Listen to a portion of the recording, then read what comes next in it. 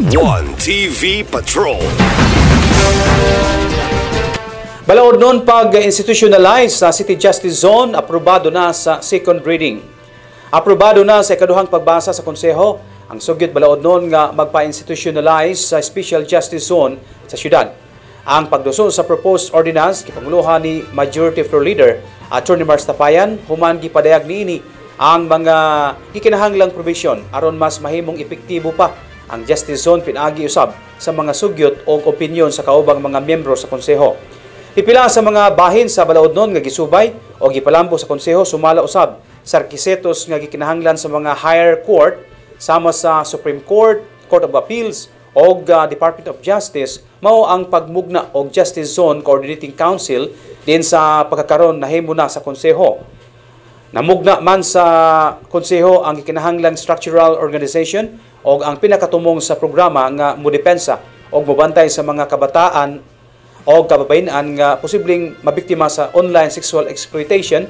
Apan nagproblema ang namugnang Justice Zone Coordinating Council kumiken kay ang mga personalidad nga gipagpahimutang niini labi na sa mga job order walay nagahing pundo alang sa ilang sweldo sa katarungan nga ang pundo nga gigamit sa City Hall karong tuiga kahin pa sa miaging tuig.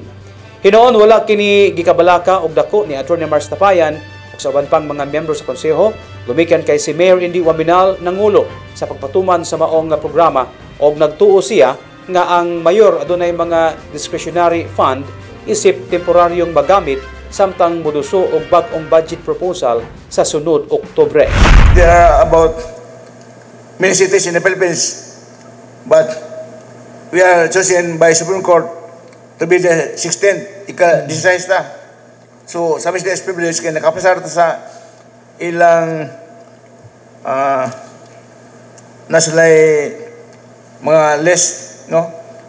Requirements nga checklist requirements nakapasar ako sa city o sa requirements. So, nahimot ang 16. ika-16 na decision na ganun. If you remember, doon ay launching atong joint licensing sa tulo ka syudad sa Cagayan de Oro, illegal ang samis nga kita mo focus sa particular kaning usay online sexual abuse against children and usay online sexual abuse and exploitation of materials. So, for next year, ato lang suggest nga the funds, initial funds, shall be allocated available funds to be determined by the mayor.